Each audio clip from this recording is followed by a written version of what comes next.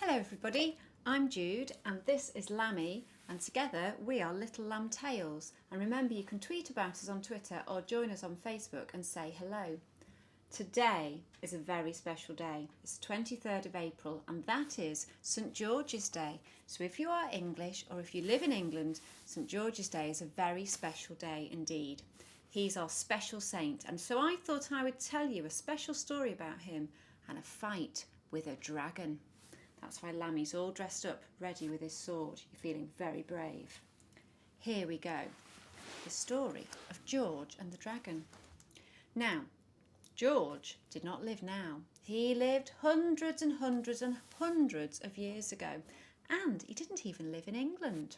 But he lived at a time when a very special, important job for many men was to be a knight. And that meant you were brave and courageous, and you learnt how to use a sword and a shield, and you rode on horses, and you were very, very trustworthy, and the king thought very highly of you.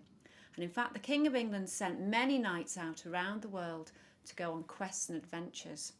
And so George was wandering through a land far away from here. And oh no, there was trouble in that land, in that kingdom, because in a cave in the woods lived a dragon, a fierce, bad dragon who breathed fire on anyone who came near. And that dragon especially liked to eat, more than anything else, young girls. He said they were very tasty. Nom, nom, nom, nom. He liked to gobble them up. Well, by now, in that kingdom, there weren't many young girls left because Mr. Dragon had eaten them all. The only one left was the king's daughter, the princess, and he knew the dragon would come for her. Well, into that kingdom came George on his horse. You can join in if you like. And in he came, waving his sword, and he went up to the king and he bowed down low. He said, "Why, how may I serve you, your majesty?" And the king said, "You can do something really special for me. You must go into the woods and get rid of the dragon before he eats my daughter. Will you do that?" "Yes," said Sir George. And off he went. He got his sword, he got his shield, and he set off into the woods. Join in if you like. And as he got into the woods, it got darker and darker and darker. And he could hear the rumbling sound of a dragon fast asleep. And so he crept forward and into the cave, and there was the dragon sleeping.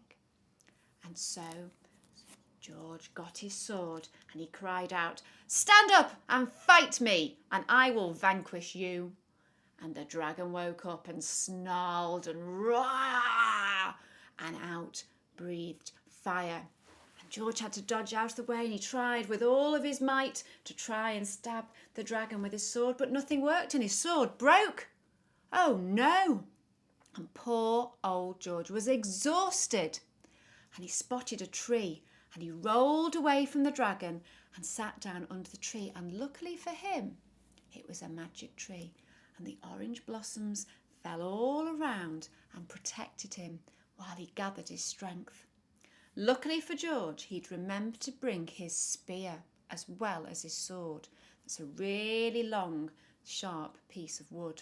And he grasped that in his hand and stood up and prepared to leave the safety of the tree. And as he came out, there was the dragon waiting for him. Roar! And fire breathing everywhere. And George dodged and he dodged and he dodged. And he got hold of the spear and he stabbed it straight into the dragon's heart, and the dragon fell down dead.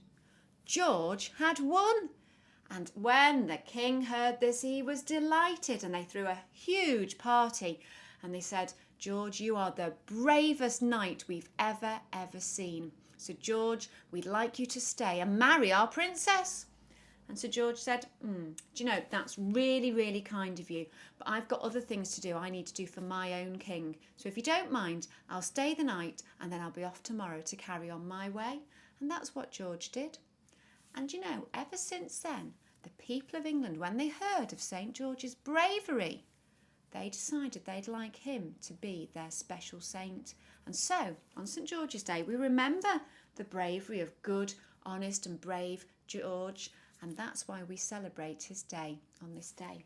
And Lammy and I hope you really enjoyed that story, and if you ever see a dragon, we hope you are brave, just like St George. The end.